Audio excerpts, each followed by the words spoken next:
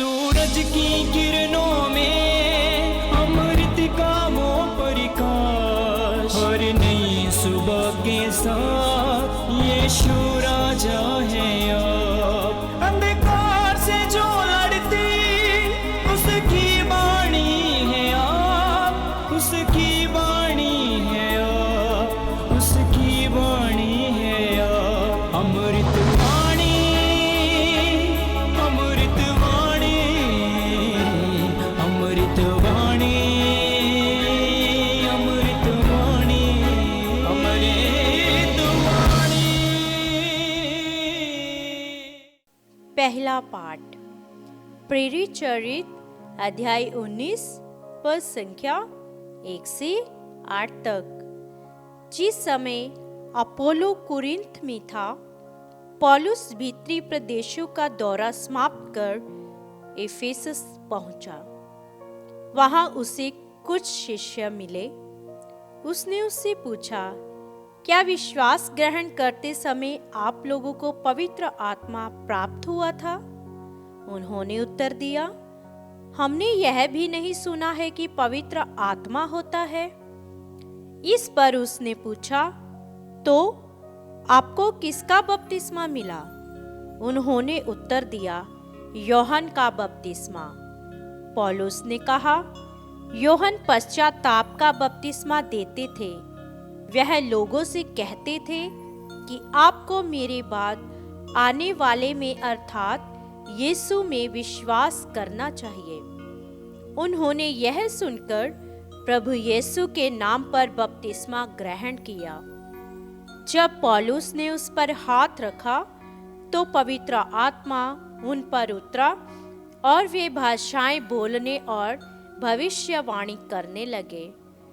वे कुल मिलाकर लगभग 12 पुरुष थे। पौलुस 3 महीनों तक सभागृह जाता रहा। वह ईश्वर के राज्य के विषय में निसंकोच बोलता और यहूदियों को समझाता था। यह प्रभु की वाणी है। ईश्वर को धन्यवाद। भजन अनुवाक्य। पृथ्वी के राज्यों, ईश्वर का भजन गाओ।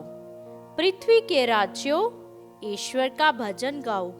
जब ईश्वर उठता है तो उसके शत्रु बिखर जाते हैं और उसके विरोधी उसके सामने से भाग जाते हैं। वे धुएं की तरह तितर बितर हो जाते हैं। मोम जिस तरह आग के सामने पिघलता है, उसी तरह विधर्मी ईश्वर के सामने नष्ट हो जाते हैं। अनुवाक्य। पृथ्वी के राज्यों, ईश्वर का भजन गाओ। धर्मी ईश्वर के सामने आनंद मनाते और प्रफुल्लित होकर नृत्य करते हैं। ईश्वर का गीत गाओ और उसके आदर में बाजा बजाओ। ईश्वर के सामने प्रफुल्लित होकर आनंद मनाओ। अनुवाक्य। पृथ्वी के राज्यों, ईश्वर का भजन गाओ। ईश्वर अपने मंदिर में निवास करता है। वह अनाथों का पिता है और विधवाओं का रक्षक। वह निर्वासितों को आवास देता और बंदियों को छुड़ाकर आनंद प्रदान करता है। अनुवाक्य। पृथ्वी के राज्यों, ईश्वर का भजन गाओ। जय घोष।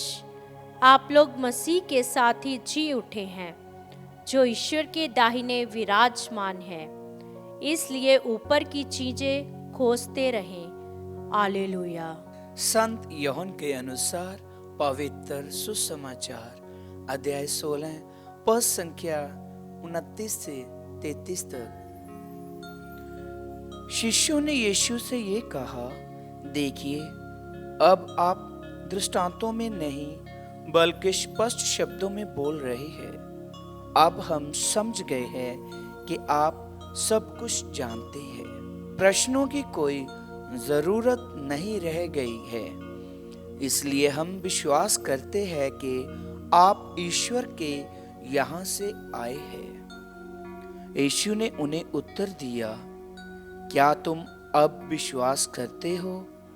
देखो, वह घड़ी आ रही है, आ ही गई है, जब तुम सब तितर बितर हो जाओगे और अपना अपना रास्ता लेकर मुझे अकेला छोड़ दोगे। फिर भी मैं अकेला नहीं हूं, क्योंकि पिता मेरे साथ है। मैंने तुम लोगों से ये बातें कही जिससे तुम मुझ में शांति प्राप्त कर सको।